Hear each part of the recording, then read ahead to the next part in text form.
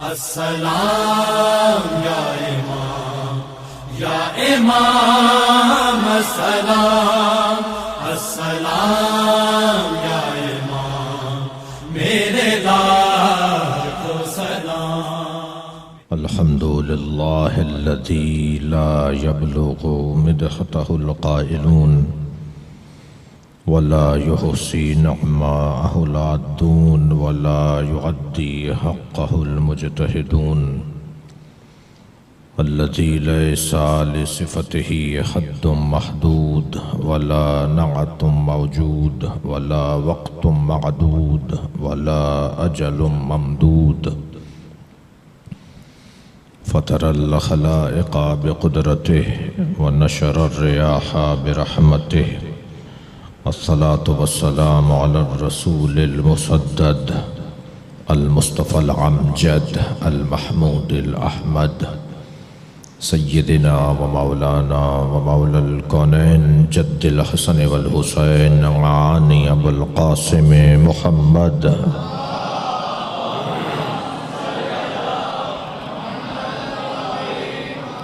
وآله الطيبين الطاهرين المعصومين الذين قال الله إنما يريد الله ليذهب عنكم الرجس أهل البيت ويطهركم تطهيرا اللهم صل على محمد ولعنة الله على أعدائهم أجمعين من يوم عداوتهم إلى قيام يوم الدين أما بعد قال الحكيم في القرآن الكريم بسم الله الرحمن الرحيم يا أيها الذين آمنوا اتقوا الله وكونوا مع الصادقين صلوات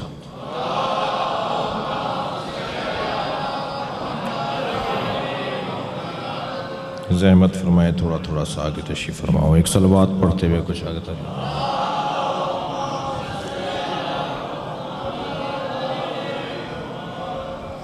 التماس ہے ایک سورہ فاتحہ اور 3 مرتبہ سورہ اخلاص مرحومین مغفورین امیر فاطمہ زہرا خاتون خورشید حسین زیدی روشن علی زیدی سیدہ اختر سلطانہ سیدہ تہذیب زہرا سید طفیل حسین نقوی مقدسہ خاتون سید عشرت حسین جعفری طاہرہ بانو رحم اللہ من قرأ الفاتحہ بسم اللہ الرحمن الرحیم الحمد للہ رب العالمین الرحمن الرحیم مالک یوم الدین ایاک نعبد و ایاک نستعین اهدنا الصراط المستقیم صراط الذین انعمت علیہم غیر المغضوب علیہم ولا الضالین بسم اللہ الرحمن الرحیم قل هو اللہ احد اللہ الصمد لم یلد ولم یولد ولم یکن له کفوا احد بسم اللہ الرحمن الرحیم قل هو اللہ احد اللہ الصمد لم یلد ولم یولد ولم یکن له کفوا احد بسم اللہ الرحمن الرحیم قل هو اللہ احد اللہ الصمد لم یلد ولم یولد ولم یکن له کفوا احد اللہم صل علی محمد وعلی محمد مغفرت کے لیے بلند تر صلوات پڑھیں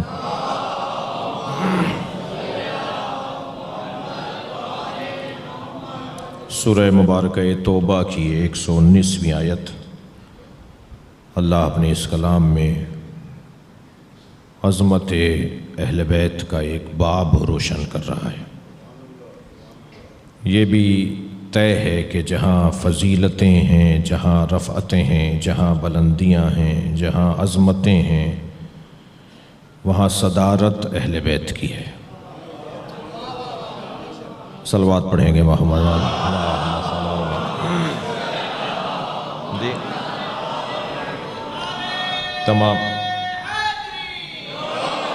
تمام تر اللہم صل علی محمد تمام تر کمالات کا مجموعہ یہ گھرانہ ہے اور میری اور آپ کی قسمت بڑی ہے ہم صاحب قسمت لوگ ہیں کہ ہم جہاں بیٹھے ہیں اس سے اچھی جگہ نہیں ہے دنیا کہاں بیٹھی ہے مجھے اس سے غرض نہیں مگر ہم جہاں بیٹھے ہیں وہاں سے جنت کا رستہ بنتا ہے جی اللہ اگر کبھی ہمیں غرور کرنے کی اجازت ملی، اگر کبھی اجازت ملی نا کہ کس بات پر غرور کر سکتے ہو، تو ہم غرور اس بات پر کرنے کے مجاز ہیں کہ ہم علی کو پہلا امام مانتے ہیں۔ میں نے بہت غور کیا کہ اللہ متکبر کیوں ہے؟ ہمیں تو پسند نہیں کرتا کہ ہم تکبر کریں، مگر خود وہ متکبر ہے۔ تو میں تو اسی نتیجے پر پہنچا ہوں کہ اللہ متکبر ہے ہی اس لیے کہ اس نے محمد اور علی کو بنایا ہے۔ جو ایسی ہستیوں کا خالق ہو، حق ہے کہ پھر وہ خود کو تکبر کے ساتھ یاد کرے، پھر وہ خود کو متکبر کہے، جس کے آگے علی جھکتا ہو، جس کے آگے سرکار دو جہاں جیسا وجود جھکتا ہو۔ قرآن مجید میں اہل بیت کی عصمت پر صرف آیت تطہیر ہی دلیل نہیں ہے۔ پہلے تو میں اپنے کم سن ساتھیوں کے لیے کہتا ہوا گزروں کہ عصمت جہاں فضیلت اہل بیت ہے، وہاں ضرورت دین بھی ہے۔ یعنی اگر اس زاویے سے دیکھیں کہ عصمت اہل بیت کی عظمت ہے تو یہ زاویہ ٹھیک ہے، مگر یہ زاویہ کہ اگر کوئی معصوم ہی نہ ہو تو اعتبار کس پر ہوگا، اعتماد کس پر کریں گے؟ یہ جو دین پر اعتبار ہے، یہ جو دین پر اعتماد ہے، یہ جو اللہ نے کہا ہے، اس بات پر یقین ہے کہ یہ بات اللہ کی کہی ہوئی ہے، یہ پیغام آسمان کا ہے، یہ پیغام جو فرشتہ لایا تھا ویسا ہی ہے، اس میں کوئی تبدل تغیر نہیں ہوا، اس میں کوئی تبدیلی نہیں ہوئی۔ ہم اس پر کیسے یقین کر لیں کہ یہ وہی ہے جو اللہ نے بھیجا تھا؟ اس کے یقین کو عصمت کہا جاتا ہے۔ ہم جو معصوم مانتے ہیں، تو اب اگر یہ بات میں واضح کرنے میں، روشن کرنے میں کامیاب ہو جاؤں کہ عصمت جہاں فضیلت اہل بیت ہے، وہاں عصمت ضرورت دین ہے۔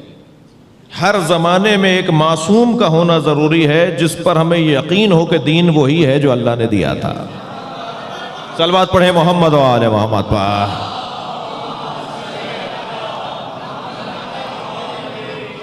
ہم ایک رسانے پر بیٹھے تھے، ہمارے ساتھ ایک بہت بزرگ عالم دین، مفتی اعظم ہے پاکستان کے، ہمارے بریلوی برادران کے، جناب مفتی منیب الرحمان صاحب۔ وہ فرمانے لگے کہ ائمہ کی عصمت پر آپ کے پاس دلیلیں کیا ہیں؟ تو ہم الحمدللہ 100 سے زیادہ دلیلیں دار التحقیق باب العلم کے اندر اب تک کام ہو رہا ہے اس کے اوپر، 100 سے زیادہ دلیلوں کو تحریر میں لا چکے ہیں کہ ہم جو اپنے اماموں کو معصوم مانتے ہیں، ہمارے پاس دلیل کیا ہے۔ جی پنجتن کی عصمت کے اوپر تو کہتے ہیں جی آیت تطہیر بہت روشن دلیل ہے، کیونکہ سرکار دو جہاں نے 5 ہستیوں کو چادر میں لے کر 5 ہستیاں چادر میں آئیں اور پھر فرمایا یہ میرے اہل بیت ہیں، اور اس میں کیونکہ کہا اللہ نے کہ یہ طہارت کا ان کا اعلان کیا، یہی ان کی عصمت کا واضح و روشن عنوان ہے۔ پنجتن کی عصمت کے اوپر تو قیل و قال نہیں ہے، بحث و مباحثہ نہیں ہے، لیکن ائمہ اہل بیت کی عصمت کے اوپر دلائل کیا ہیں؟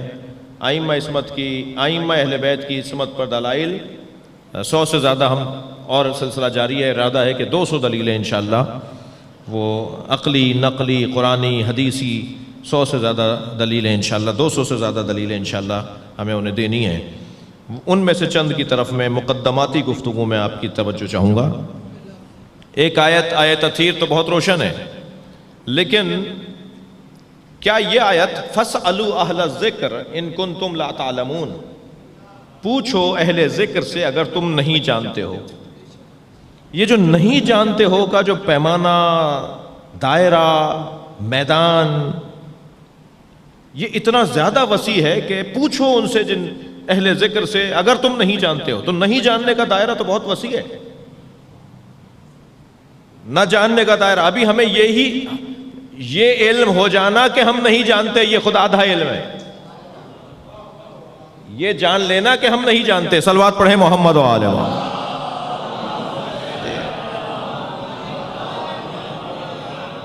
ایک اور صلوات بلندر صلوات ہے۔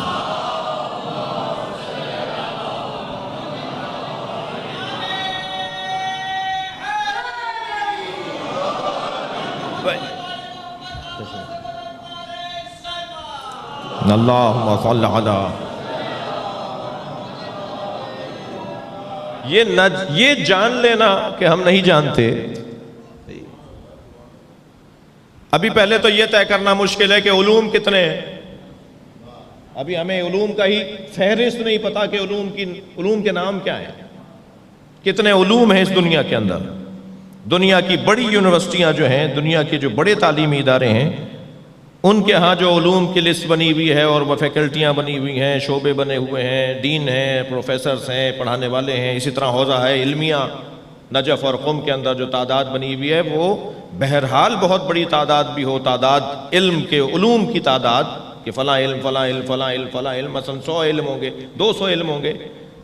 جی آج تک جو علوم کی لسٹ بنائی گئی ہے وہ لسٹ مولا علی کے مطابق نہیں ہے. میں دلیل دینے جا رہا ہوں. مولا فرماتے ہیں ذقنی رسول اللہ ذقن ذقا علمنی رسول اللہ الف بابن. مجھے رسول اللہ نے جیسے پرندہ اپنے بچے کو دانہ دیتا ہے ایسے علم عطا کیا ہے. اللہ اکبر. جیسے اللہم صلی علی محمد وآل محمد. مجھے رسول اللہ نے 1000, اب جملہ سنے مولا علی کا, مجھے رسول اللہ نے 1000 علم عطا کیے اور میں نے 1000 علم سے 1000 علم بنائے. 1000 کو 1000 سے ضرب تو دیجئے ذرا, کتنے بن رہے ہیں؟ 10,000 لاکھ, 10 لاکھ. صلوات پڑھیں محمد و آل محمد. بھائی ہمارے پاس 200 علوم کی لسٹ نہیں ہے. ابھی 200 علوم کی لسٹ نہیں ہے. علی کا کلام ہے, میرا کلام نہیں ہے جو آئندہ ایڈیشن میں ٹھیک کر لوں گا.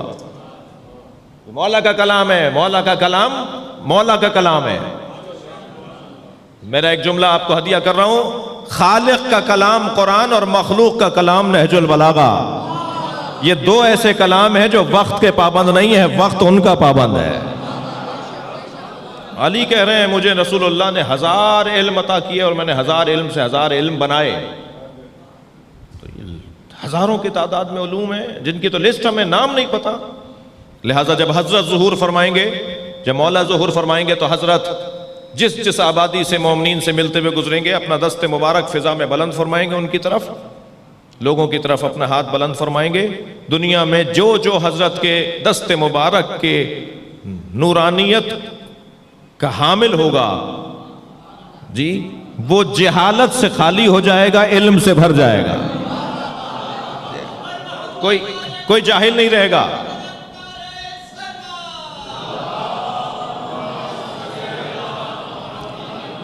بھائی جب ایک ہی دوست نعرے لگاتے رہیں گے تو یہی ہوگا نا, کوئی اور بھی حصہ لے لیں ان کے ساتھ. بلندتر صلوات محمد و آل محمد. اللہم صلی علی. توجہ ہے حضرات کی. تو ابھی تو ہمارے پاس علوم کی لسٹ نہیں پتا, ہمیں علوم کی نام نہیں پتا, ہمیں فلاں بھی علم ہے فلاں بھی علم ہے جی. اور قرآن پکار کے کہہ رہا ہے فَاسْأَلُوا أَهْلَ الذِّكْرِ إِن كُنتُمْ لَا تَعْلَمُونَ. اگر تم نہیں جانتے ہو تو اہل ذکر سے پوچھو. ہمارے نہ جاننے کا پیمانہ کتنا وسیع ہے, تو بس جاننے والے کا پیمانہ بھی ایسا ہی وسیع ہونا چاہیے, اتنا ہی وسیع ہونا چاہیے جی. ایک آیت, دوسری آیت لیجئے. یہ آیت خود دلیل عصمت ہے, یہ دلیل فضیلت اہل ذکر ہے. اچھا, قرآن کے ناموں میں سے ایک نام ذکر ہے. قرآن کو ذکر کہا گیا ہے. اِنَّا نَحْنُ نَزَّلْنَا الذِّکْرَ, ہم نے ذکر کو نازل کیا ہے. وَنَحْنُ لَهُ لَحَافِظُونَ, اور ہم ہی اس کی حفاظت کریں گے. تو قرآن کے ناموں میں سے ایک نام ذکر ہے. تو اب قرآن کیا پکار کے کہہ رہا ہے, نہیں جانتے ہو تو اہل ذکر سے پوچھو, نہیں جانتے ہو تو قرآن والوں سے پوچھو. تو اب جواب وہی دے سکتا ہے جو پورے قرآن کا عالم ہو, جو احاطہ رکھتا ہو قرآن مجید کے اوپر. حضرت ابو ذر غفاری جب تشریف فرما ہوتے تھے, مولا کائنات کھڑے ہو کر ان کا استقبال کرتے تھے. کسی نے پوچھا یا علی, آپ ابو ذر کا احترام دوسروں سے ذرا زیادہ مختلف فرماتے ہیں. فرمانے لگے ابو ذر 10 آیتوں کے فقیہ ہیں. میں ابو ذر کا احترام اس لیے کرتا ہوں کہ ابو ذر غفاری قرآن کی 10 آیتوں کے فقیہ ہیں. جو 10 آیتوں کا فقیہ ہو جائے وہ ابو ذر بنے, اور جو مجسم قرآن بن جائے اسے علی کہا جاتا ہے نا, وہ کہلائے گا اہل ذکر. وہ خانوادہ. اللہم صل علی محمد وآل محمد. اور آگے بڑھیے. یا ایھا الذین آمنوا اطیعوا اللہ واطیعوا الرسول واولی الامر منکم. اے صاحبان ایمان، اللہ کی اطاعت کرو، رسول کی اور اولی الامر کی اطاعت کرو. یہ اطاعت مطلق ہے یا مقید ہے؟ دن میں کرنا، رات میں نہ کرنا، 40 سال سے پہلے نہ کرنا، 40 سال کے بعد کرنا. کہاں آیا ہے قرآن میں؟ اطاعت مطلق ہے. اللہ کی اطاعت، رسول کی اطاعت، اولی الامر کی اطاعت مطلق ہے. جب اطاعت مطلق ہے تو مطاع، جس کی ہم اطاعت کر رہے ہیں اسے کہیں گے مطاع. جس کی ہم اطاعت کر رہے ہیں نا، اسے بھی ایک لمحہ، ایک بال برابر اس کی زندگی میں گناہ کا گزر نہیں ہونا چاہیے، تب وہ مطاع مطلق بنے گا. تب وہ مطلق مطاع بنے گا کہ اس کی اطاعت مطلق ہو جائے. جی لیکن اگر ایک لمحہ بھی ان کی زندگی میں گناہ کا گزر ہو، ایک لمحہ بھی ان کی زندگی میں کوئی گناہ کا گزر ہو، تو وہ مطاع مطلق نہیں ہو سکتے، ان کی اطاعت مطلق نہیں ہو سکتی. صلوات پڑھ لیں ذرا محمد و آل محمد. اس سے بلند اور بہتر صلوات نبی اور آل نبی.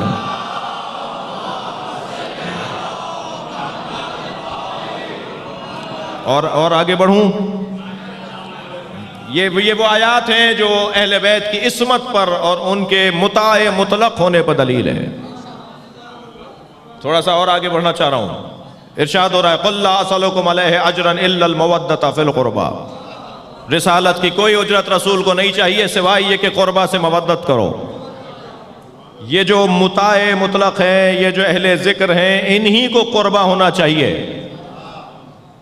یہی قربہ ہونے چاہیے. اس لیے کہ ادھر اللہ کہہ رہا ہے اطاعت کرو اولی الامر کی، ادھر اللہ کہہ رہا ہے پوچھو اہل ذکر سے، ادھر اللہ کہہ رہا ہے مودت کرو قربہ سے. یہ اگر مختلف ہوں گے نا تو ہم مدرسے میں ایک اصطلاح پڑھتے ہیں تکلیف ما لا یطاق. اللہ ایسی ذمہ داری ہم پر نہیں ڈالے گا جس کی ادائیگی ہمارے لیے ممکن ہی نہ ہو. بھائی صلوات پڑھ لیں محمد و آل محمد. اللہ ایسا فریضہ ہم پر ڈالے گا ہی نہیں جس کی ادائیگی ہمارے لیے ممکن ہی نہ ہو. تو ماننا پڑے گا جو مطاع مطلق ہیں، یعنی اولی الامر ہیں، جو اہل ذکر ہیں، جو قربہ ہیں، وہ ایک ہی لوگ ہیں، وہ ایک ہی قبیلہ ہے جس کے نام مختلف ہو رہے ہیں. اور آگے بڑھیے. عصمت کی دلیلوں میں سے ایک دلیل جو میں نے عنوان گفتگو قرار دیا، ابھی تمہیدی بیان سے گزر رہا ہوں، بہت عرصے بعد رضویہ میں حاضری ہوئی ہے. ارشاد ہو رہا ہے یا ایھا الذین آمنوا، اے صاحبان ایمان، اتقوا اللہ، تقوی پروردگار اختیار کرو، وَكُونُوا مَعَ الصَّادِقِينَ، اور سچوں کے ساتھ ہو جاؤ. یہ سچوں کے ساتھ ہونے کا حکم جو دیا جا رہا ہے تو یہ وہی لوگ ہیں جو اہل ذکر ہیں، یہ وہی لوگ ہیں کہ جن کی اطاعت واجب ہے. سچے بھی وہی ہیں، اور سچوں کے ساتھ ہو جاؤ یہ خود دلیل عصمت صادقین ہے. ان کے ساتھ کیسے ہونے کا اللہ حکم دے گا کہ جن کے ساتھ کہیں بھی زندگی میں کوئی گناہ کا گزر ہو.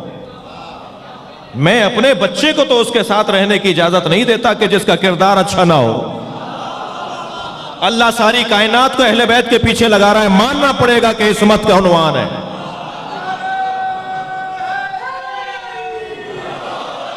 اللہ حکم دے رہا ہے کہ سب اہل بیت کے ساتھ ہو جاؤ، سب سچوں کے ساتھ ہو جاؤ، سب مطاع مطلق کے ساتھ ہو جاؤ، سب اہل ذکر کے ساتھ ہو جاؤ. تو ان کے ساتھ مطلق ان کے ساتھ ہونے کا حکم ہو، ان کے ساتھ رہو.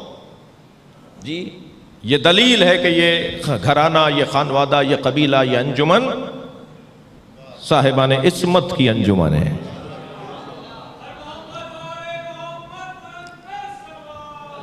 اللہم صل علی.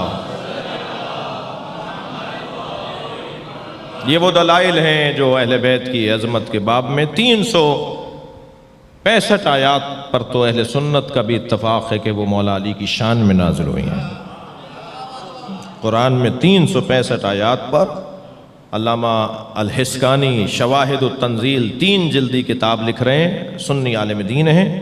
تینوں جلدوں میں انہوں نے وہ ساری آیات کو ایک جگہ جمع کیا ہے جو مولا علی کی شان میں ہے. تو یہ طے ہوا کہ اللہ ہمیں دعوت دے رہا ہے کہ ہم سچوں کے ساتھ ہو جائیں۔ رخ بدل رہا ہوں اپنی بحث کا۔ حکم ہے کہ سچوں کے ساتھ ہو جائیں، یہ حکم نبی کے زمانے والوں کے لیے ہے یا یہ حکم قیامت تک ہے؟ توجہ ہو گئی آپ کی؟ اگر یہ حکم قیامت تک ہے تو ماننا پڑے گا ہر زمانے میں کوئی سچا ہے۔ ایک ہے جن کے ہر زمانے میں ایک سچا ضرور۔ اللہم صل علی محمد وآل محمد۔ ہر دور میں ایک سچا ماننا پڑے گا۔ اچھا کم سے کم کی بات ہے، کم سے کم اگر ثابت ہو جائے تو زیادہ سے زیادہ تو آسان ہے نا۔ کم سے کم کو ثابت کرنا ہوتا ہے، زیادہ سے زیادہ تو پھر خود بخود ثابت ہو جاتا ہے۔ ایک سچا ہر زمانے میں ضروری ہے۔ صداقت کی جب بات آئے گی تو صداقت کی 3 قسمیں ہیں، اہل دقت سے توجہ چاہوں گا۔ صداقت بے اعتبار خبر۔ ہمارے اسد میاں نے اعلانیہ لگایا کہ امام کی شہادت کے عنوان سے مجلس ہے، مثلاً شہنشاہ حسین نقوی مجلس پڑھیں گے، یہ انہوں نے خبر دی۔ جب میں آ کے بیٹھ گیا تو یہ خبر سچی ہو گئی،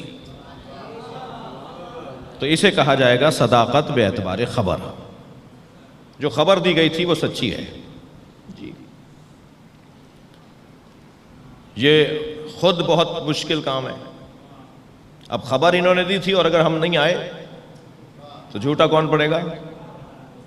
یہ اب کہتے پھریں گے لوگوں سے، وضاحتیں دیتے پھریں گے کہ وعدہ کیا تھا نہیں آئے، کوئی کچھ کہے گا کوئی کچھ کہے گا۔ کتنا مشکل کام ہے صداقت بے اعتبار خبر۔ بڑے مشکل میں آ جاتے ہیں لوگ جب صداقت بے اعتبار خبر کے مرحلے سے گزرتے ہیں، جبکہ یہ آسان ترین صداقت ہے۔ سچائیوں میں، صداقتوں میں سب سے آسان صداقت یہ ہے کہ خبر دے دی جائے کہ ایسا ہوا۔ یہ جو اخبار روزانہ آپ پڑھتے ہیں، خبر کی جمع ہے نا اخبار۔ یہ جو بیان دیا جا رہا ہوتا ہے تو یہ واقعاً ایسا ہی ہے جیسا لکھا گیا ہے جی، یا اسی طرح تڑکا لگا کر اور سرخی بنا کر اور چاشنی ڈال کر اور جاذبیت ڈال کر بنایا گیا ہے چھوٹی سی بات بڑی کر دی، تو یہ صداقت بے اعتبار خبر۔ اللہ اکبر۔ البتہ جو صداقت بے اعتبار خبر کا حامل ہوتا ہے نا، وہ ہمارے یہاں نماز پڑھا سکتا ہے۔ ابھی بعد والے مرحلے تو دور کے ہیں، میں عرض کروں گا بعد والے مرحلے، مگر پہلا مرحلہ صداقت کا یہ ہے کہ جیسا تھا ویسا بیان کر دیا جائے، اس میں وہ زیادہ اور کمی نہ کرے جی۔ خبر ہو تو بیان کی جائے تو وہ اس کی صداقت کا عنوان پائے گی نا، خبر ہی نہ ہو۔ وہ جو تینوں صداقتوں کے عنوان سے متصف ذات ہوتی ہے، صداقت بے اعتبار خبر پہلا مرحلہ، صداقت بے اعتبار وعدہ دوسرا مرحلہ، صداقت بے اعتبار عہد یہ تیسرا مرحلہ۔ یہ تینوں مرحلوں میں صداقت سے اگر کوئی گزر جائے تو پھر وہ صادق نہیں کہلاتا، صدیق کہلاتا ہے۔ اور مولا علی اپنے سینے پہ ہاتھ رکھ کے فرماتے ہیں انا صدیق الاکبر، میں سب سے بڑا صدیق ہوں۔ بی بی کے القاب میں کیا لقب ہے؟ صدیقہ۔ سیدہ کے القاب میں صدیقہ، صادقہ نہیں۔ صادقہ اور صدیقہ میں فرق ہے، صادق اور صدیق میں فرق ہے، جیسے عالم اور علیم میں فرق ہے جی۔ صدیقہ، صدیق مؤنث مذکر کا فرق۔ جو ان تینوں مراحل صداقت پر کامیاب ہو اور باکمال ہو تو پھر وہ صدیق ہے۔ اور صدیق اسے کہتے ہیں جو وہ کہہ دے وہ ہو جائے۔ تمہارے کپڑے درزی کے پاس ہیں، کپڑے نہیں تھے، فاطمہ نے کہا ہے تو ہیں۔ صلوات پڑھیں محمد و آل محمد پر۔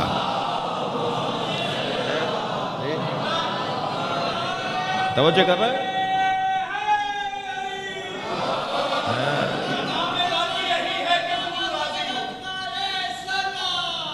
اللہم صل علی محمد و جی۔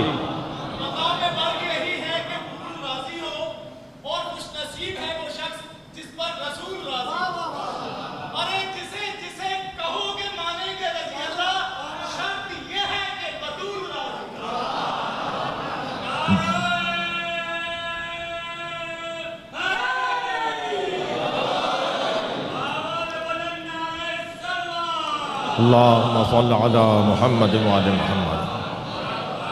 بھائی میں ایران اور عراق میں، لبنان اور بحرین میں تو مجلس پڑھ نہیں رہا، میں تو پاکستان میں، وہ بھی کراچی میں مجلس پڑھ رہا ہوں۔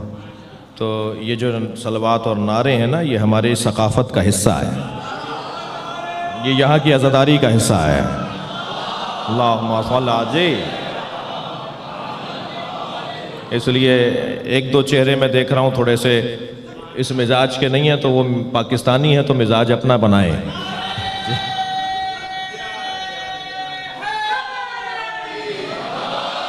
بلندتر صلوات، اللہم صل علی محمد وآل محمد۔ توجہ کر لیا آپ نے؟ وہ جو صادقین اور صدیقین، وہ جو سچوں کا قافلہ ہے نا، اس کا کم سے کم ایک فرد ہر زمانے میں ہونا لازم ہے، تب اس آیت پر عمل ہو پائے گا۔ آیت کہہ رہی ہے سچوں کے ساتھ ہو جاؤ، تو ہر زمانے میں سچے ہیں، یہ سب سچے ہیں، صرف چھٹے امام کو صادق نہیں بلکہ سارے صادق ہیں، یہ سارے کاظم ہیں، یہ سارے رضا ہیں، یہ سارے علی ہیں، یہ سارے محمد ہیں۔ جیسے انبیاء کرام کے زمانے میں جس چیز کی ضرورت تھی ویسا معجزہ دیا گیا۔ ایسا نہیں ہے کہ حضرت آدم لوہے کو موم نہیں کر سکتے تھے، حضرت داؤد مثلا مردے کو زندہ نہیں کر سکتے تھے، حضرت مثلا ابراہیم جو ہے وہ پانی میں رستہ نہیں بنا سکتے تھے، حضرت موسیٰ مثلا جو ہے وہ فرض کیجئے کہ چشمہ نہیں نکال سکتے تھے، یہ سب کر سکتے تھے، لیکن جیسے جیسے ضرورت رہی ایسے ایسے وہ معجزہ انہیں دیا گیا۔ ائمہ اہل بیت کے زمانے میں اور انبیاء کے زمانے میں یہ فرق ہے کہ وہاں معجزے مادی تھے، لفظ میں بدل رہا ہوں، وہاں معجزے فعلی تھے، فعل معجزہ تھا۔ جی عصائے حضرت موسیٰ نیل پہ مارا تو رستہ بن گیا، وہ عصا آج کسی میوزیم میں رکھا ہوگا، کوئی مار کے دکھائے اور رستہ بنا کے دکھائے؟ حضرت عیسیٰ نے جس مردے کو زندہ کیا تھا وہ بعد میں مر گیا نا، آج تک زندہ تو نہیں ہے۔ تمام انبیاء کے معجزے فعل کی صورت میں، ہمارے نبی کا معجزہ فعل نہیں ہے جو وقت کا پابند ہو جائے۔ توجہ کر رہے ہیں؟ ہمارے نبی کا معجزہ فعل نہیں ہے، کیونکہ فعل وقت کا محتاج ہے، وقت بدلے گا فعل ختم ہو جائے گا، جی وقت تبدیل ہوگا فعل ختم ہو جائے گا۔ ہمارے نبی کا معجزہ فعل نہیں ہے، ہمارے نبی کا معجزہ علم ہے۔ علم کا کوئی وقت نہیں ہوتا، جتنا طالب علم معتبر اور اہل ہوتا چلا جائے گا اتنا ہی علم کا معجزہ ظاہر ہوتا چلا جائے گا۔ لہٰذا میں ان بچوں سے کہتا ہوں کہ سائنس کو ترقی کرنے دو، جتنی سائنس ترقی کرے گی اتنا اہل بیت کی عظمت روشن ہوگی، اتنا اہل بیت سے لوگوں کا قرب بڑھنا شروع ہو جائے گا۔ علوم کو پھیلنے دیجئے، علوم کو عام ہونے دیجئے، یہ اہل بیت کی عظمت کا مقدمہ ہے علوم کا عام ہونا۔ تھک تو نہیں رہے میری باتوں سے؟ ہمارے اللہم صل علی محمد وعلی محمد۔ ائمہ اہل بیت کا معجزہ ان کا علم ہے، ائمہ اہل بیت کے معجزے ان کا علم ہے۔ میں ایک ایسے موڑ پر اپنے بیان کو لے آیا ہوں کہ آپ سے میں تھوڑی سی توجہ اور چاہوں گا۔ دعوی علم کرنا، علم کا دعویٰ کرنا خود بہت مشکل بات ہے۔ بڑے بڑے لوگوں نے دعویٰ علم کیا مگر وہ کسی بند گلی میں جا کھڑے ہوئے، پشیمانی کا انہیں سامنا کرنا پڑا۔ تو دعویٰ علم کرنا مشکل بات ہے، لیکن یہ قدرے پھر بھی آسان ہے ثابت کرنا اپنے علم کو۔ اچھا ایک اور جملہ میں، ایک اور بات اسی سے جڑی ہوئی، علم ذخیرہ معلومات کو نہیں کہتے۔ اگر علم ذخیرہ معلومات کو کہیں گے نا تو کمپیوٹر سے بڑا کوئی عالم نہیں ہے۔ علم ذخیرہ معلومات کو نہیں کہا جاتا، علم معلومات کو معلومات سے جوڑ کر نتیجہ نکالنے کو کہا جاتا ہے. جی میری جو معلومات ہیں، آپ کی جو معلومات ہے، ایک علم کو، ایک معلوم کو دوسرے معلوم سے جوڑ کر ایک تیسرے نتیجے تک پہنچنے کو علم کہا جاتا ہے. بھئی یہی تو فرق تھا نا فرشتوں میں اور حضرت آدم میں. فرشتوں کے پاس ذخیرہ معلومات تھا، معلوم کو معلوم سے جوڑ کر نتیجہ نکالنے کی صلاحیت آدم میں تھی، تبھی تو فضیلت پائی حضرت آدم نے.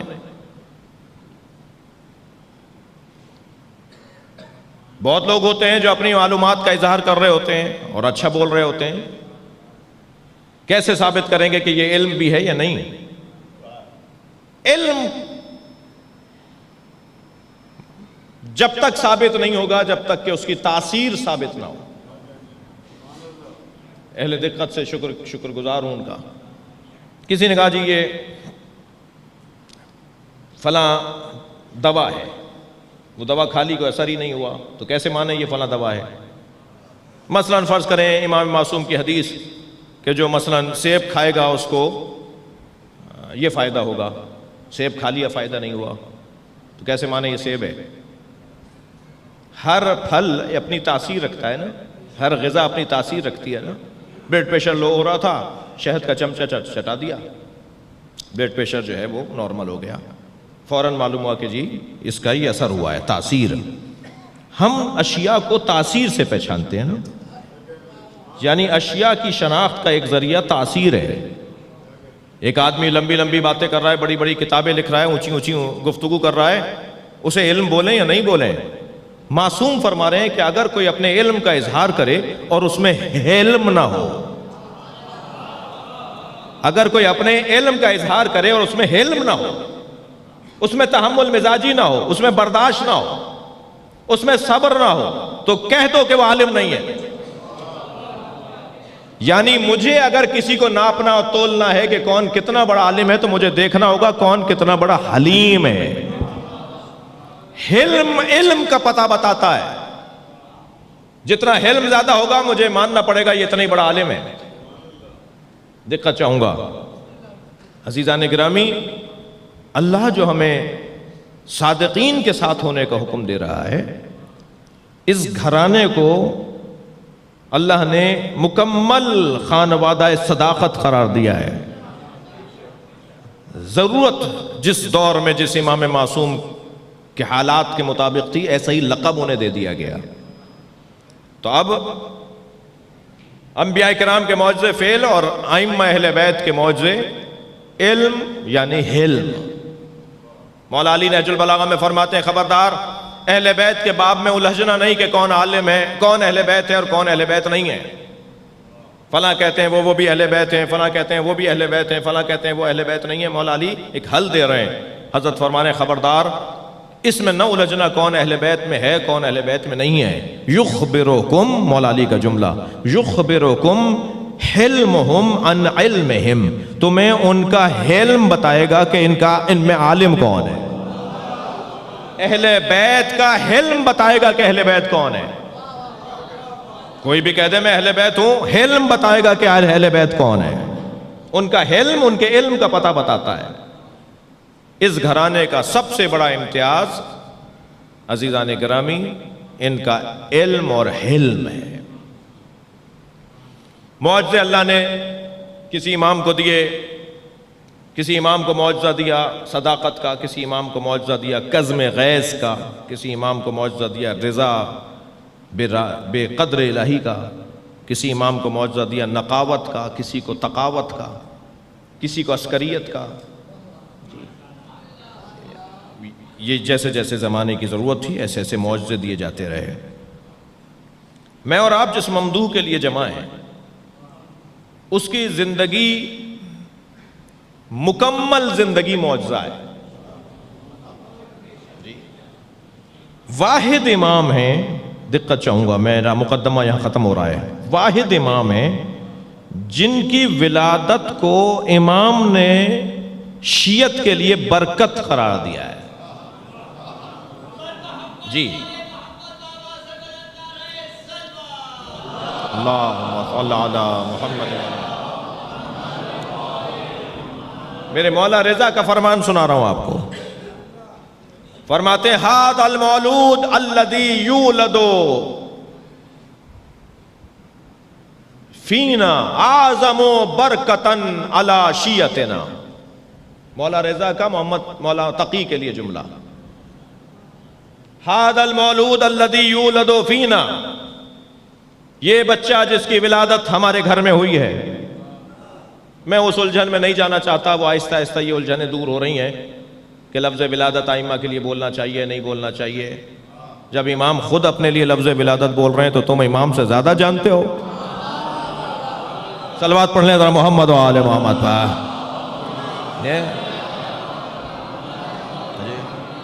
100 سے زیادہ حدیثیں ہیں ائمہ کی جس میں ائمہ نے اپنے لیے لفظ ولادت استعمال کیا ہے.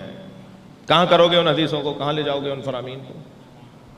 جی عقیدت جذباتیت کو نہیں کہتے. تھک رہے ہیں آپ میری باتوں سے. عقیدت جذباتیت کو نہیں کہتے. عقیدت کا بڑا گہرا تعلق علمیت سے ہے. علم کی بنیاد پر عقیدت ہونی ہے.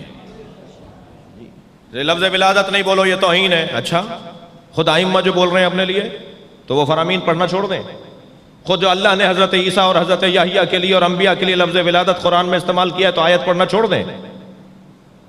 یہ ممبر جہالت کا ممبر نہیں ہے.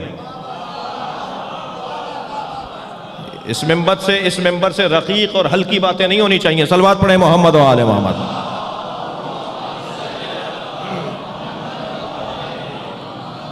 لفظ ظہور عقیدت کے عنوان سے محبت میں لفظ ظہور بولنے میں کوئی غلط بھی نہیں ہے.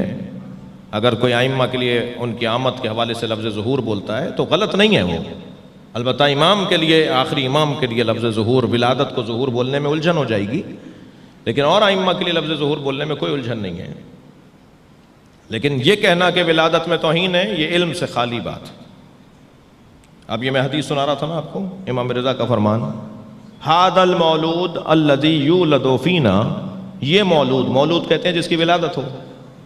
اچھا میں اپنی تسلی کے لیے ایک جملہ کہہ رہا ہوں. لفظ مشترک ہوتا ہے معنی مشترک نہیں ہوتے. اللہ عالم ہے، نبی عالم ہے، مولا علی عالم ہے، مولانا نے نبی نماز پڑھائی عالم ہے. کیا سب ایک جیسے عالم ہیں؟ اللہ نے اپنے آپ کو قرآن میں شہید کہا ہے، نبی کو شہید کہا ہے.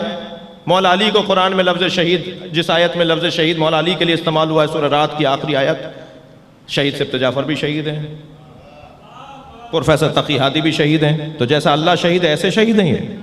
لفظ تو وہی ہے، شین ہا یا دال، لفظ تو وہی ہے. لفظ مشترک ہے معنی مشترک نہیں ہے. جب لفظ ولادت ہمارے لیے استعمال ہوگا تو اس میں نجاست ہے، جب ان کے لیے استعمال ہوگا تو اس میں طہارت ہے.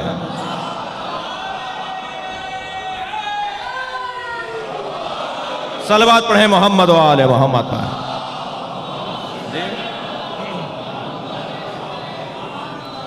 ان کے لیے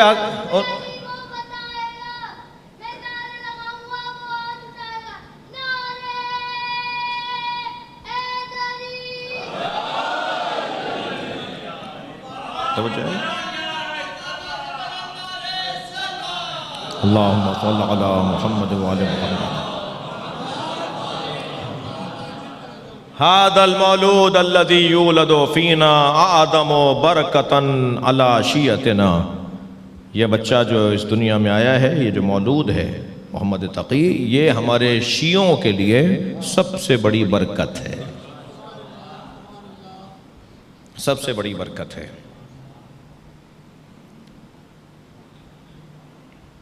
اللہ اکبر. ہمارے علاوہ جتنے بھی مذاہب ہیں وہ بند گلیوں میں کھڑے ہیں، یو ٹرن انہیں لینا پڑ رہا ہے.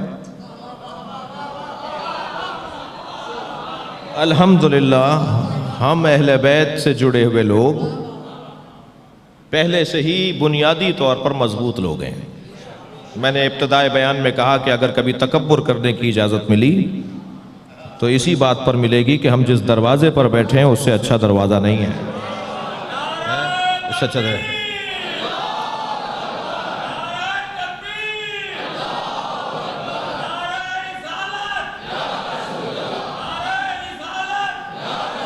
ماشاءاللہ.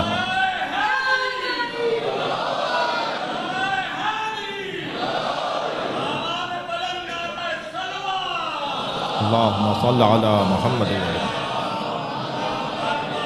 نبی نے ارشاد فرمایا سرکار دو جہاں نے کہ میرے 12 خلیفہ ہوں گے اور 12ویں پر قیامت آئے گی. 12 خلیفہ کی حدیث سنی شیعہ نے لکھی ہے. اہل سنت اس حدیث کو معتبر اور مستند مانتے ہیں، صحیح السند مانتے ہیں.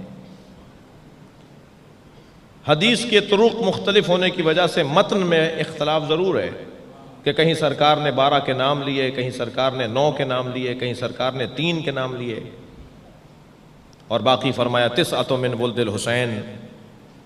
جی میرے یہ پہلا میرے بعد علی، پھر حسن، پھر حسین، اور پھر 9 حسین کے بیٹے. یہ سنی شیعہ کتابوں میں حدیث ہے، حدیث 12. اس سے کوئی میرا سنی بھائی، کوئی معتبر، کوئی پڑھا لکھا عالم، مفتی، محدث، شیخ الحدیث اس کا انکار نہیں کر سکتا. ہمارے علاوہ جتنے بھی احباب ہیں وہ اس حدیث کے باب میں الجھن کا شکار ہیں. کسی کے 58 ہو چکے ہیں، کسی کے 52 ہو چکے ہیں، کسی کے 48 ہو چکے ہیں. نبی نے تو فرمایا تھا کہ 12ویں پہ قیامت آ جائے گی. الحمدللہ ہم ہیں جو 12ویں کے انتظار میں ہیں، ہم 12 سے آگے نہیں بڑھے. جب سرکار نے یہ فرما دیا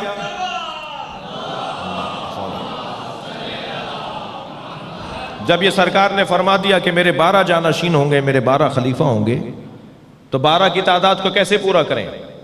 تو کہنے لگے پہلے 4 جو تھے وہ خلفائے راشدین ہیں، پھر 3 جو ہیں وہ غیر راشد ہیں. اچھا جب راشد کہیں گے تو دوسرے کو غیر راشدی کا کہا جائے گا، اور پھر 2 راشد ہیں، اور پھر 4 جو ہے غیر راشد ہیں. یہ خلفائے راشدین کیا ہوتا ہے؟ نقن صاحب کو بڑا حسین جملہ ڈاکٹر صاحب فرماتے ہیں کہ یہ خلیفہ ہے اور پھر وہ راشد بھی ہے، تو پھر نبیوں کو راشد اور غیر راشد بھی بولیں گے آپ؟ جی نقن صاحب کی مثال کہنے لگے ایک جگہ ہم گئے، نیاز دسترخوان لگا ہوا تھا، ہم بیٹھنے لگے تو کہنے نہیں مولانا یہاں نہیں بیٹھیے گا، یہاں آ جائیے. ہم نے کہا بھئی یہاں کیا ہے اور یہاں کیا ہے؟ کہنے لگے وہ حلال پیسے کی نیاز ہے. تو پھر اسے نیاز کیوں بول رہے ہو جو حرام پیسے کی ہے؟ نقن صاحب نے کہا، میں نے اسے کہا تم اس کو نیاز کیوں بول رہے ہو جو حرام رشوت کے پیسوں؟ صلوات پڑھے ذرا محمد و آلہ. جی نیاز ہے تو نیاز ہے بھائی، خلیفہ ہے تو خلیفہ ہے. یہ راشد اور غیر راشد کیا ہے؟ وجہ یہ تھی، آج بچوں کو سمجھا رہا ہوں، وجہ یہ تھی کہ پیغمبر نے فرمایا میرے 12 جانشین ہوں گے، 12 کو کیسے پورا کریں؟ تو 12 کو پورا کرنے کے لیے کہا یہ راشد ہے اور یہ غیر راشد ہے. وہ 12 بھی پورے ہو گئے، قیامت نہیں آئی. جی نہیں عزیزان گرامی، الحمدللہ ہم 12ویں کے انتظار میں ہیں، 12ویں کے انتظار میں ہیں.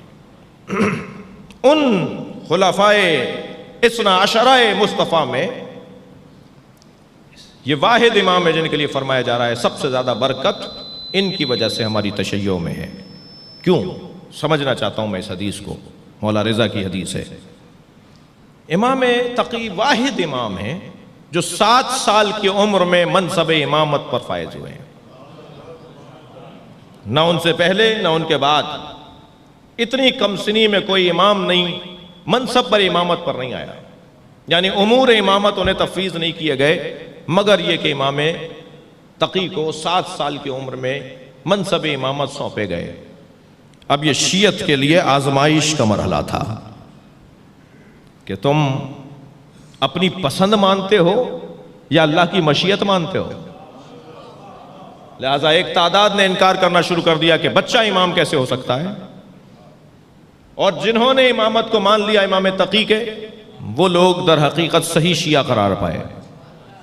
یعنی چھانا گیا شیعوں کو، آزمایا گیا شیعوں کو، اور نکھارا گیا اور نتھارا گیا شیعوں کو، سالم اور غیر سالموں کو علیحدہ کیا گیا، آزمائش سے گزارا گیا.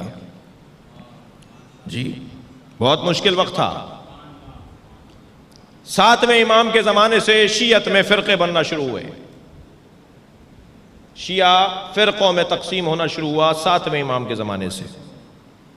اور عزیزان گرامی، یہ بھی ایک عبرت تاریخ ہے کہ جب کبھی آپ فرقے بنتا ہوا دیکھیں، گروپنگ دیکھیں، تناؤ کھچاؤ دیکھیں، جی پارٹی بازیاں دیکھیں، اس کا ایک سبب، مجھے معاف کیجئے گا، پیسہ ہوتا ہے. پیسہ،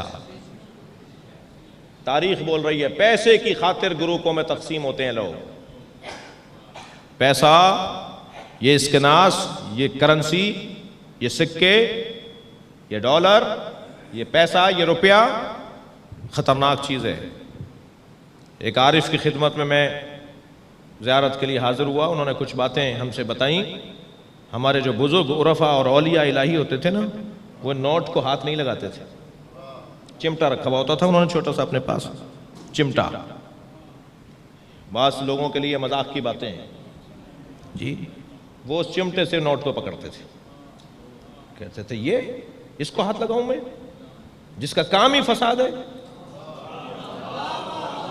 صلوات پڑھیں ذرا محمد و آل محمد. ایک اور صلوات محمد و آل محمد.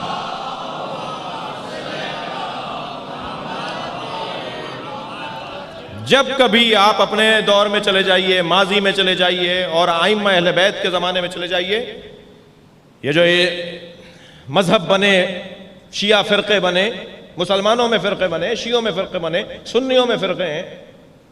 میں شیعہ فرقوں کی بات کر رہا ہوں تو کوئی صحت مند نہ ہو جائے یہ باتیں سن کے کہ جی شیعوں کی برائیاں کر رہے تھے. نہیں، یہ تو سب جگہ ہے نا یہ مسئلہ جی. اس کا ایک بڑا سبب پیسہ ہے، دنیا، لالچ، طلب دنیا. سب سے پہلی مرتبہ امام ہفتم کے زمانے میں اسماعیلی فرقہ بنا. حضرت اسماعیل کو، امام موسیٰ کاظم کو نہیں مانتے، کہتے ہیں امام جعفر صادق کے بعد اسماعیل ہمارے امام ہیں. کچھ اور آگے بڑھے تو واقفیہ مذہب سامنے آیا جی. کچھ اور آگے بڑھے تو غلات کا مذہب سامنے آیا. 7-8 فرقے چھٹے امام کے زمانے سے لے کے 11ویں امام کے زمانے تک شیعوں میں بنے. مگر جیسے میں کہہ رہا ہوں نا کہ اور لوگ بند گلی کا شکار ہیں، وہ بھی بند گلی میں گئے. وہ سرخ رو رہے کہ جو 12 اماموں کے نظریے کو مانتے تھے اس وقت میں بھی. آج بھی اگر کوئی سرخ رو ہے، اللہم صلی علی محمد، تو وہ وہی ہے کہ جو 12 امام کے نظریے کو مانتا ہے. امام محمد تقی کو تسلیم نہیں کر رہے تھے شیعہ. تھوڑی سی اپنی برائی بھی سن لیجئے.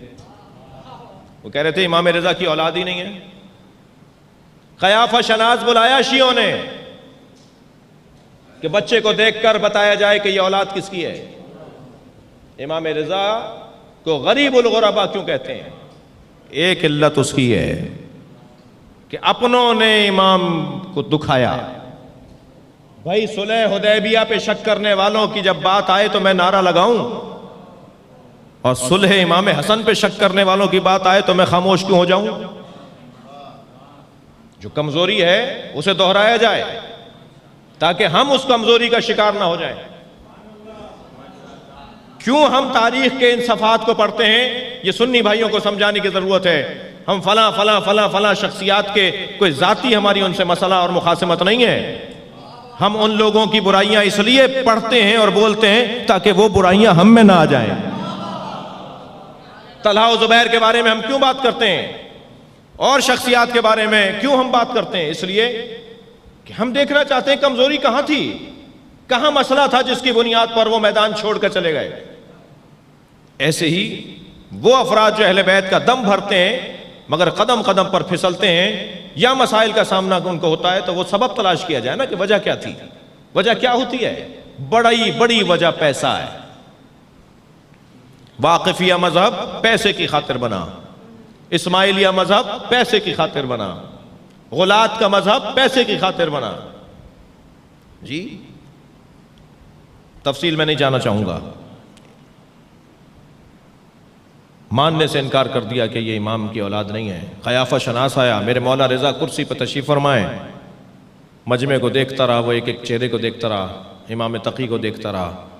کہنا یہ ان میں سے کسی کا نہیں ہے بچہ. تو پھر کسی نے آہستہ سے کہا کرسی پر بھی ایک شخصیت بیٹھی ہیں. کتنی بڑی تکلیف کی بات ہے امام کے لیے، امام رضا کے لیے. اس نے امام رضا کو دیکھا، کہا یہ انہی کی تو اولاد ہے. چہرہ بتا رہا ہے، جو میرا فن ہے وہ بتا رہا ہے. تب شیعوں نے مانا.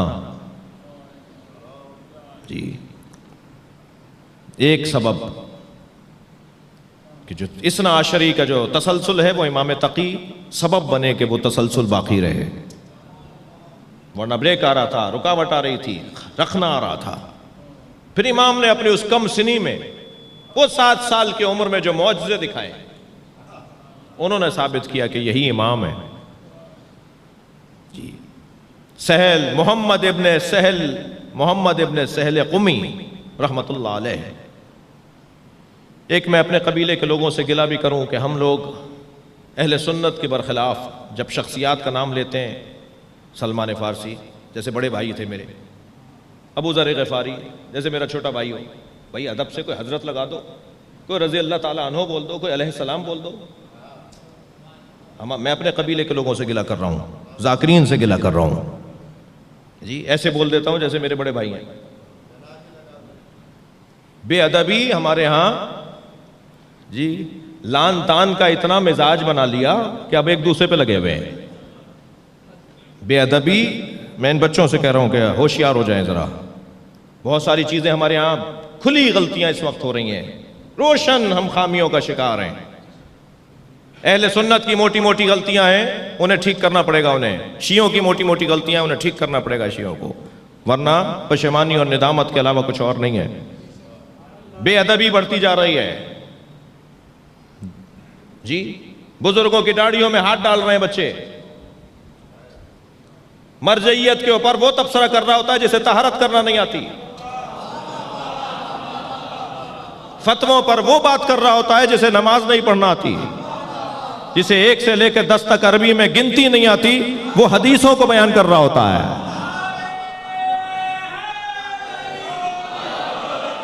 خدا کے لیے اللہم صلی علی محمد وعلی محمد. ادب اور احترام کا خیال یہ اگر نہیں ہوگا تو ہم مشکلات کا سامنا کریں گے. حضرت محمد ابن سہل قمی رحمت اللہ علیہ چل رہے ہیں کہاں سے؟ قم سے، حج کی غرض سے. حج کے بعد معصوم کی زیارت حج کا حصہ ہے. تو پہلے تو یہ تلاش کیا جاتا تھا ائمہ کے زمانے میں کہ معصوم حج پر تشریف فرما ہیں، مکے میں ہیں، تو بہت سے لوگ مکے سے ہی واپس ہو جاتے تھے کیونکہ امام کی زیارت مکے میں ہی ہو گئی. لیکن اگر امام کی زیارت مکے میں نہیں ہو پاتی تھی، یعنی حضرت جا چکے ہوتے تھے، نہیں زیارت کر پائے، رش تھا، مجمع تھا اور حضرت مدینہ تشریف لے گئے تھے، تو پھر واجب ہوتا تھا، ضروری ہوتا تھا کہ وہ مکے سے مدینہ جائیں. آج ہمارے لیے لازم اس لیے ہوتا ہے کہ ہم حج کرنے کے بعد ہم مدینہ اس لیے جاتے ہیں کہ وہاں ائمہ اہل بیت کی قبریں ہیں، سرکار دو جہاں کا مزار ہے، جناب سیدہ کی قبر گمشدہ ہے، مگر یہ طے ہے کہ مدینہ میں بھی بیوی ہیں، اس لیے ہم وہاں جاتے ہیں، مدینہ اس لیے جاتے ہیں. تو محمد ابن سہل چلے ہیں. امام 7 سال کی عمر میں امام ہوئے ہیں. مولا رضا کی شہادت ہو چکی ہے.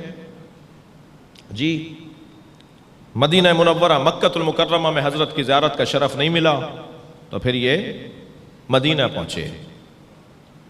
کہتے ہیں جب میں مدینہ پہنچا اور حضرت کے دولت قدے پر، دولت سرا پر پہنچا تو چاہنے والوں کا اتنا جم غفیر تھا، اتنی آمد و رفت تھی کہ بہت دیر لگی مجھے حضرت تک پہنچنے میں.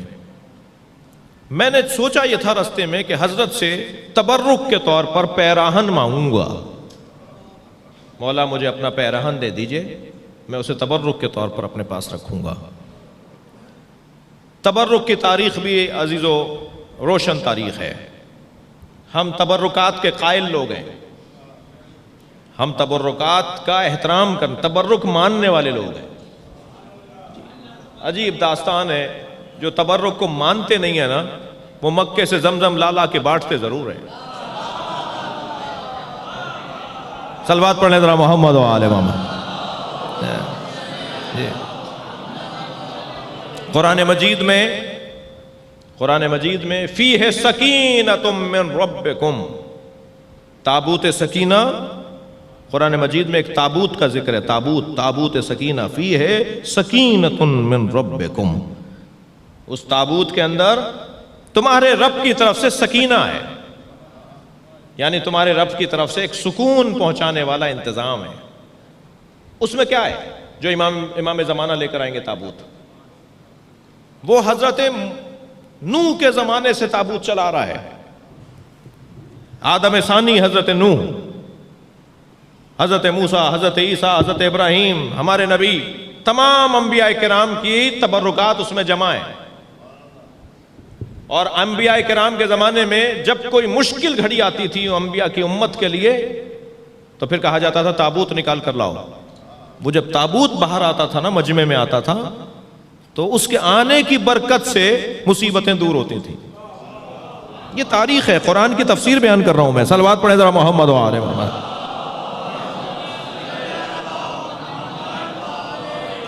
مجھے تعجب ہوتا ہے کہ ایک بہت بڑا طبقہ ہے عبد الوہاب کا ماننے والا جو تبرکات کو نہیں مانتا مگر تابوت سکینہ کی تفسیر کرتا ہے. قرآن مجید میں تابوت سکینہ کا ذکر ہے، اس میں انبیاء کے تبرکات ہیں، ان کی تفسیر کرتا ہے، مگر کہتا ہے تبرک لینا اور دینا اور تبرک ماننا، تبرک بنانا، تبرک کسی کو تبرک قرار دینا، یہ بدعت ہے، یہ حرام ہے. عجیب موش و گربا ہے جی. تابوت، تبرک، یہ ہماری تاریخ ہے. کہتے ہیں کہ میں تبرک کے طور پر اس بحث میں بہت دیر ٹھہر سکتا تھا لیکن میں اپنے مضمون سے دور ہو رہا ہوں جی. تبرکات کے حوالے سے بات ہونی چاہیے تفصیل سے کسی اور مرحلے پر. کہ میں قمیص مانگوں گا امام تقی سے تبرک کے طور پہ رکھنے کے لیے. کہتے ہیں جب میں حضرت کی خدمت میں پہنچا تو ماحول ایسا تھا کہ مجھ پر ایک روب طاری تھا اس ماحول کا. جب سرکار کے چہرے کو دیکھا تو میرے ہاتھ پیر کانپنے لگے. مجال ہی نہیں تھی مجھے کہ میں حضرت سے کچھ کہوں سوائے اس کے کہ میں آپ کے ہاتھوں کو چوم کر پیچھے ہٹ جاؤں جی. میں آگے بڑھا، میں نے حضرت کے ہاتھوں کا بوسہ دیا. رش بہت تھا، لوگ ملنے والے تھے. میں پیچھے ہٹا، واپس باہر آیا، اپنے سرائے پہنچا، قافلے میں شریک ہوا. ہمارا قافلہ مدینے سے رخصت ہو رہا ہے. مدینے کے دروازے پر ہم پہنچے تو ایک گھوڑا دوڑاتا ہوا شخص آیا اور اس نے کہا اس قافلے میں محمد ابن سہل قمی کون ہے؟ نہ اس وقت مولا نے میرا نام پوچھا نہ میں نے مولا کو نام بتایا. میں نے فوراً اپنی اماری سے، اپنی جس اونٹ کی اماری میں بیٹھا ہوا تھا، میں نے آواز دی کہ میں ہوں. کہ ان کے اونٹ کو روکو. اونٹ بٹھوایا گیا. اس نے ایک کپڑے میں لپٹا ہوا، ایک غلاف میں لپٹی ہوئی قمیص آگے بڑھا کے کہا کہ تمہیں تو امام سے کچھ مانگنا تھا نا. یہ امام تقی نے اپنا پیرہن تمہیں بھیجا ہے. اس طرح حضرت کی امامت لوگوں پر اور روشن اور مضبوط ہوتی چلی گئی، معجزات کے ذریعے سے، کرامتوں کے ذریعے سے. آپ نے ایک لفظ سنا ہے حرز امام جواد. اکثر لوگوں کے ہاتھوں میں انگوٹھیاں بھی ہیں، میں نے بھی پہنی بھی، اس میں امام کا حرز موجود ہے. حرز امام جواد تعویذ ہے جو امام محمد تقی نے لوگوں کی حفاظت کے لیے.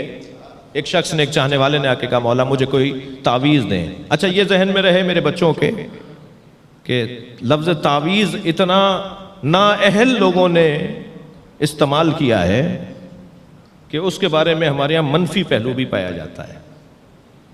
جنہیں تعویذ دینے کا جو اہل نہیں ہے وہ بھی تعویذ دے رہے ہوتے ہیں. تعویذ، پھر اس کے ساتھ لفظ گنڈا، پھر اس کے ساتھ کچھ کرا دیا، پھر اس کے ساتھ کسی کے اوپر کا مسئلہ ہے، پھر کسی کا جادو بھی اسی کے ساتھ. تعویذ اور جادو میں بہت فرق ہے. تعویذ کروا دیا، تعویذ کا لفظ کروا دیا کے ساتھ توہین ہے. اتنا نااہل لوگوں نے اس لفظ کو استعمال کیا ہے. مفاتیح الجنان میں شیخ عباس قمی نے تعویذات لکھے ہیں ائمہ کے. کہ ائمہ تعویذ دیتے تھے، مگر ذہن میں رہے کہ تعویذ کا مطلب جب تک میں لفظ تعویذ کو نہیں سمجھوں گا، حرز امام جواد پہ بات کر رہا ہوں، مضمون سے ہٹ کر نہیں بول رہا، جب تک میں لفظ تعویذ کو نہیں سمجھوں گا میں اس الجھن سے باہر نہیں آؤں گا۔ پہلی بات تو یہ کہ تعویذ گلے میں ڈالنے کی چیز کو نہیں کہتے، بازو پر باندھنے کی چیز کو نہیں کہتے، تعویذ ایک دعا ہوتی ہے جسے پڑھا جائے گا تو اثر ہوگا۔ مگر جب معصوم نے وہ جملے کہے ہیں، حضرت نے وہ الفاظ دہرائے ہیں، کہے ہیں اپنی زبان پر، تو انہیں اگر میں گلے میں ڈال بھی لوں، میں بازو پر باندھ بھی لوں تبرک کے طور پر کہ وہ الفاظ امام کے ہیں، تو وہ غلط نہیں ہے۔ تعویذ باندھا نہیں جاتا، تعویذ پڑھا جاتا ہے، لیکن باندھنے میں بھی کوئی قباحت نہیں ہے، مگر ایسا نہ ہو کہ اصلی چیز رہ جائے اور وہ چیز ہو جائے۔ تعویذ کہتے کسے ہیں بھائی؟ تعویذ اعوذ باللہ من الشیطان الرجیم، اعوذ تعویذ، اپنے آپ کو اپنے اللہ کے حوالے کر دینے کو تعویذ کہا جاتا ہے۔ یا اللہ میں اپنے آپ کو تیرے حوالے کر رہا ہوں، اب تو میرا محافظ ہے، اسے تعویذ کہا جاتا ہے۔ صلوات پڑھیں محمد و آل محمد۔ امام رضا کی خدمت، امام تقی کی خدمت میں آ کر کسی چاہنے والے نے کہا مولا میں محفوظ رہنا چاہتا ہوں درندوں سے یا درندہ صفت انسانوں سے، میری حفاظت کے لیے مجھے کچھ دیں۔ تو حضرت نے جو تعویذ حضرت نے جو دیا، جسے حرز امام جواد کے نام سے یاد کیا جاتا ہے، اس میں یہ الفاظ حضرت نے لکھ کر دیے کہ تم اس کو پڑھو اور اپنے پاس رکھو۔ وہی ہے اس حرز جواد کے اندر لکھا ہوا۔ وہ الفاظ کیا ہیں؟ بِأَسْمَائِكَ الْمُقَدَّسَاتِ الْمُكَرَّمَاتِ الْمَخْدُونَاتِ فِي عِلْمِ الْغَيْبِ عِنْدَكَ، تجھے تیرے ان ناموں کا واسطہ دیتا ہوں، بِأَسْمَائِكَ الْمُكَرَّمَاتِ الْمُقَدَّسَاتِ الْمُكَرَّمَاتِ الْمَخْدُونَاتِ فِي عِلْمِكَ الْغَيْبِ فِي غَيْبِكَ فی علم کا غیب کا فی علم غیب کا عندک، تجھے تیرے ان ناموں کا واسطہ دیتا ہوں جو مقدس نام ہے، جو مکرم نام ہے، جو تیرے علم غیب میں مخفی نام ہے، جو تیرے علاوہ کوئی اور نہیں جانتا، ان ناموں کا واسطہ دیتا ہوں مجھے محفوظ کر دے۔ یہ ہے حرز امام جواد پر لکھا ہوا کلمات۔ صلوات پڑھ لیں مولا متقی کے لیے۔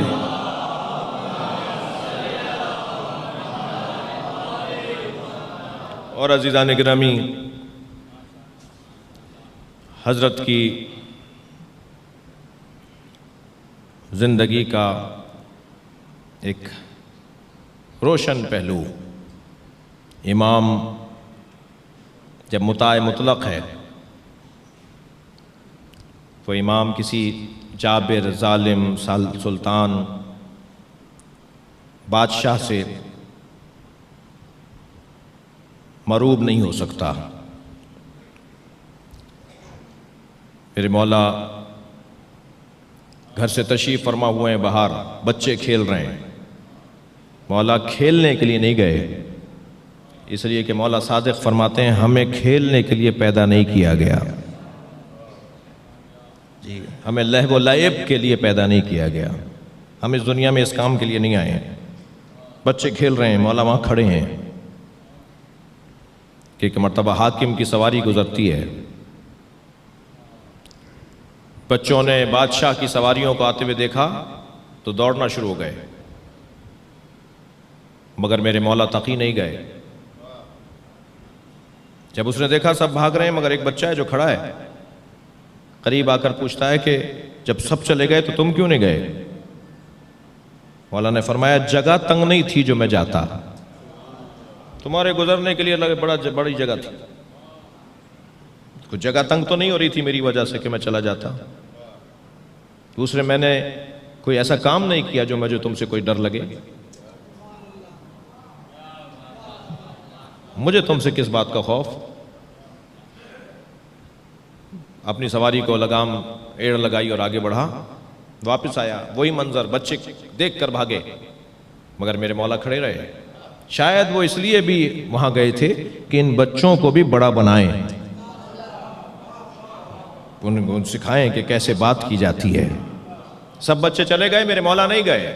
یہ پھر رک گیا، کہنے لگا گئے کیوں نہیں؟ جب سب چلے گئے تم نہیں گئے؟ حضرت نے فرمایا میں نے تمہارے اس سوال کا جواب پہلے دے دیا تھا، دوبارہ تکرار کرنا بھی ضروری نہیں سمجھتا۔ تعجب ہو رہا ہے، یہ کون ہے؟ مٹھی آگے بڑھا کر کہنے لگا بتاؤ میری مٹھی میں کیا ہے؟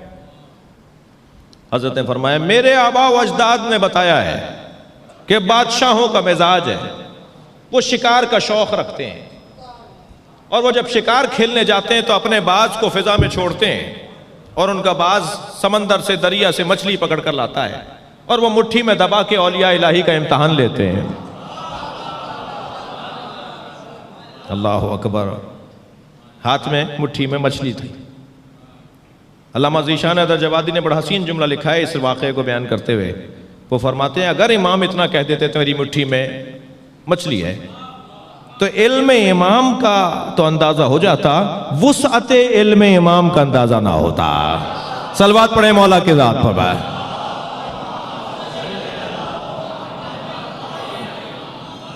مجھے معاف کیجئے گا، میں 1 گھنٹے سے زیادہ بول چکا ہوں۔ مولا کی زندگی کے عناوین میں ایک عنوان حضرت کی مظلومیت ہے۔ جیسے نبی مکرم کے ساتھ کچھ عورتوں کا تعلق، کچھ زوجاؤں کا تعلق ایسا تھا جو نبی کے لیے تکلیف دہ تھا۔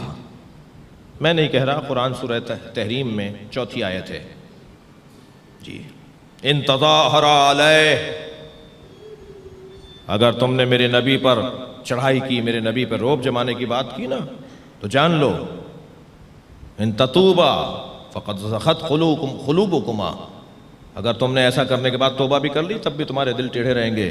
اور جان لو ان اللہ مولا، اللہ میرے نبی کا مولا ہے، وجبریل وصالح المومنین، مومنین میں جو صالح شخص ہے، سب نے لکھا ہے کہ صالح المومنین سے مراد مولا علی ہیں۔ یہ 2 بیویوں سے اللہ مخاطب ہو رہا ہے سورہ تحریم کے اندر۔ اے نبی کی 2 بیویوں، اگر تم نے میرے نبی کو تکلیفیں دیں تو یہ نہ سمجھنا میرا نبی اکیلا ہے، میرا نبی کا مولا اللہ ہے، جبریل ہے مدد کرنے والا، اور صالح المومنین نبی کی مدد کرنے والا ہے۔ تو جیسے سرکار دو جہاں کی زندگی میں کچھ خواتین، کچھ بیویوں کا تعلق تھا جو نبی کو تکلیف دے تھا، جی ایسے ہی امام حسن کی زندگی میں ایک زوجہ کا تعلق ہے جو امام کو زہر دے رہی ہے، اور ایک امام محمد تقی کی زندگی میں ایک زوجہ کا تعلق ہے، ام ولد، مامون الرشید کی بیٹی، باقاعدہ شادی کروائی گئی ہے ایک کام کے لیے، اور وہ یہ کہ گھر کا ہی فرد مارے۔ غربت اس سے بڑھ کر کیا ہوگی کہ گھر کا فرد مار دے۔ جب مولا حسن کو جودہ بنت اشس نے زہر دیا تھا نا، تو اس وقت امام روزے سے تھے۔ اہل صوم جانتے ہیں، کوئی شخص روزے سے ہو، بھوک سے ہو، اور افطاری میں زہر دیا جائے تو یہی تو ہونا تھا نا کہ جگر کے ٹکڑے باہر آنے تھے۔ اجرکم اللہ۔ آپ کی آوازیں بلند ہو رہی ہیں، شہادت کی مجلس ہے مولا تقی کی۔ جب میرے مولا حسن مجتبیٰ نے 2 گھونٹ زہر کے لیے نا، تو وہ کاسا زمین پہ رکھتے ہوئے فرمایا تیری مراد پوری ہو جائے گی، جو تو چاہتی ہے نا وہ پوری ہو جائے گی۔ یہی کیفیت عزادارو مولا محمد تقی کی ہے۔ امام کو زہر دیا ہے زوجہ نے، اور امام کم سن ترین امام 28 سال میں شہید ہو رہے ہیں۔ کم سن ترین امام ان سے کم عمر کو امام شہید نہیں ہوا، اور مولا کو جب شہید کر دیا گیا تو امام علی نقی نے غسل و کفن دیا، اور غسل و کفن دے کر جب جنازہ اٹھا تو جنازے میں ایک بڑی تعداد تھی جو شریک تھی، مگر چاہنے والوں نے دیکھا کہ امام علی نقی کی آنکھوں میں آنسو ہیں جو رک نہیں رہے، تو ایک چاہنے والے نے بڑھ کر کہا مولا آپ صابر امام ہیں، تو فرمایا میں اپنے بابا کے جنازے پہ اس لیے رو رہا ہوں کہ ایک جنازہ کربلا میں 3 دن بے گور و کفن رہا، کوئی نہ تھا جو میرے جد حسین کے جنازے کو دفناتا۔ اجر و کمل اللہ، آپ کی آوازیں بلند ہیں، اللہ آپ کو اس کا اجر و ثواب عطا فرمائے۔ امام محمد تقی کے جنازے میں لوگ شریک تھے، انہیں قبر کے حوالے کیا گیا، آج مزار ہے کاظمین میں مولا تقی کا، لیکن عزادارو سلام ہو اس بیٹے پر جو بابا کے جنازے پر آیا ہے اور جنازہ پہچانا نہیں جا رہا ہے۔ میرے مولا حسین پر اتنے گھوڑے دوڑائے گئے، اجر و کمل اللہ، اجر و کمل اللہ۔ خدا کسی غم میں نہ رلائے سوائے غم اہل بیت میں رونے رلانے والوں میں قرار دے۔ چلیے کچھ دیر کے لیے کربلا چلیے۔ حسین حسین میرے مولا کربلا کے میدان میں جب تنہا رہ گئے نا، اور ہزاروں زخم مولا کے تن مبارک پر لگ چکے، تو مولا حسین سے گھوڑے پر بیٹھا نہیں جا رہا تھا۔ کبھی دائیں گرتے تھے تو زین کو سنبھل کر زین کو پکڑ کے سنبھلتے تھے، کبھی بائیں گرتے تھے تو زین کو پکڑ کے سنبھل جاتے تھے۔ اس کیفیت میں حسین ابن علی ہیں۔ 6 مہینے کا سفر کرنے والا، 6 مہینے سے سفر پر ایک مسافر ہے جو کوفے کا رہنے والا ہے۔ جب وہ کوفے میں داخل ہوا تو اس نے کیا دیکھا کہ بازار بند ہیں، دکانیں بند ہیں، کوئی مرد نظر نہیں آ رہا۔ سوچنے لگا کوفے والے کہاں چلے گئے، کوئی طاعون آ گیا، کوئی بیماری آ گئی۔ سوچتے ہوئے گھر میں داخل ہوا تو بیٹی نے بڑھ کر استقبال کیا۔ پہلا سوال بیٹی سے کہا بیٹا یہ کوفے والے کہاں چلے گئے؟ کہا بابا آپ بھی جلدی واپس جائیے، اس لیے کہ قریب ہی ایک بیابان ہے جسے کرب و بلا کہتے ہیں، وہاں ایک باغی نے خروج کیا ہے، اور حاکم کا اعلان یہ ہے کہ اگر کوئی اسے مارنے نہ گیا تو اسے گرفتار کر لیا جائے گا، اسے سزا دی جائے گی۔ کہیں بابا مخبری نہ ہو جائے کہ آپ کربلا نہیں گئے باغی کو مارنے۔ عبداللہ ابن عفیف ازدی کہتا ہے مجھے سمجھ میں نہیں آیا کہ یہ کون ہے، کون باغی ہے جسے مارنے کے لیے ایسے لے جایا جا رہا ہے، مگر مجھے اپنی جان عزیز تھی، مجھے اپنا گھرانہ عزیز تھا۔ میں دوبارہ گھوڑا تیار کر کے نکلنے لگا تو بیٹی نے رخصت کرتے ہوئے کہا بابا جنگ پر جا رہے ہیں اور جنگوں میں مال غنیمت بھی ملتا ہے، بابا مال غنیمت میں اگر یمنی پتھر مل جائیں تو میرے لیے لے آئیے گا، میں اپنے گلے کا ہار بنانا چاہتی ہوں، میں زیورات بنانا چاہتی ہوں۔ عبداللہ کہتا ہے میں گھوڑے پہ بیٹھ کے روانہ ہوا۔ جب میں کوفے سے نکلا تو ایک علیحدہ تاریخ تھی، لیکن جب کربلا پہنچا تو عصر عاشور تھا، عاشور کا دن تھا اور عصر کا وقت تھا۔ میں جب کوفے سے کربلا پہنچا اور عاشور کے دن پہنچا تو میں نے دیکھا کہ ہزاروں کا لشکر ہے جو ایک شخص کو مارنا چاہتا ہے، اور وہ شخص تنہا ہو چکا ہے، اس کے سارے آوان و انصار مارے جا چکے ہیں۔ اس کی کیفیت یہ ہے کہ اس کا امامہ کھل کے گردن میں آ گیا ہے، اس کے بدن پر سینکڑوں زخم لگ چکے ہیں، مگر اس کا روب اتنا ہے، اس کا جلال ایسا ہے، وہ جہاں گھوڑا موڑتا ہے فوجیں بھاگنے لگتی ہیں۔ میں نے ایک بھاگتے ہوئے سپاہی سے پوچھا تم اس سے ڈرتے کیوں ہو، یہ تو اکیلا ہے، تم اس سے ڈرتے کیوں ہو؟ تو وہ کہنے لگا تمہیں نہیں پتا اس کے ایک بھائی کا نام عباس ہے۔ عبداللہ کہتا ہے پھر بھی مجھے سمجھ میں نہیں آیا کہ آخر یہ کون ہے، مجھے تو بس اتنا پتا تھا کہ اسے مار دیں گے تو جنگ تمام ہو جائے گی، اسی کو مارنے کے لیے سارا لشکر جمع ہے، یہ باغی ہے، اس نے خروج کیا ہوا ہے۔ عبداللہ کہتا ہے میں نے اپنا گھوڑا ان کے گھوڑے کے پیچھے لگایا، وہ آگے جا رہے تھے، میں آہستہ آہستہ ان کے قریب ہوتا چلا گیا۔ چند ذراع کا فاصلہ رہ گیا تھا، چند ہاتھوں کا فاصلہ رہ گیا تھا۔ میں نے دیکھا ان کا گھوڑا آگے ہے اور میں پیچھے ہوں، مجھے محسوس ہوا کہ میں حملہ کر کے انہیں مار سکتا ہوں۔ میں نے جیسے ہی تلوار نکال کے ارادہ کیا کہ گھوڑے کو ایڑ لگاؤں، انہوں نے مڑ کر مجھے دیکھا اور کہا عبداللہ قریب آؤ۔ میرے ہاتھ پیر کانپنے لگے، یہ کون ہے جو میرے نام سے مجھے پکارتے ہیں؟ میں رک گیا تو پھر آواز آئی عبداللہ قریب آؤ۔ میں نے آگے بڑھنے سے گریز کیا، خوف آ رہا تھا مجھے، تو انہوں نے ہاتھ سے انگوٹھی اتاری اور کہا یہ عقیق یمنی ہے، اپنی بیٹی کو جا کے دینا اور کہنا میں باغی نہیں ہوں، میں زہرا کا لال حسین۔ اجر و کمل اللہ، اجر و کمل اللہ۔ جیسے ہی عبداللہ کو معلوم ہوا کہ یہ حسین ابن علی ہے، فوراً تلوار نکال کے مولا کے گرد حفاظت کے لیے چکر کاٹنے لگا۔ مولا نے کہا قریب آؤ عبداللہ قریب آؤ۔ واپس چلے جاؤ، واپس چلے جاؤ۔ کہ مولا میں آپ کو تنہا چھوڑ کر کہاں چلا جاؤں؟ کہ عبداللہ واپس چلے جاؤ، چند دنوں بعد میری بہن زینب آئے گی، اسے کچھ چادریں لا کر دے دینا، میری بہنوں کے سروں پر چادریں نہیں ہوں۔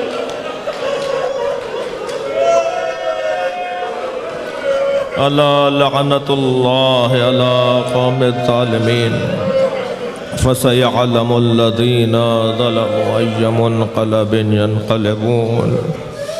یا اللہ ان نمازوں پر رحمت نازل فرما، رونے والوں کی توفیقات میں اضافہ فرما، بانیان کی توفیقات میں، رزق میں، عزت میں اضافہ فرما، امام زمانہ کے ظہور میں تعجیل فرما۔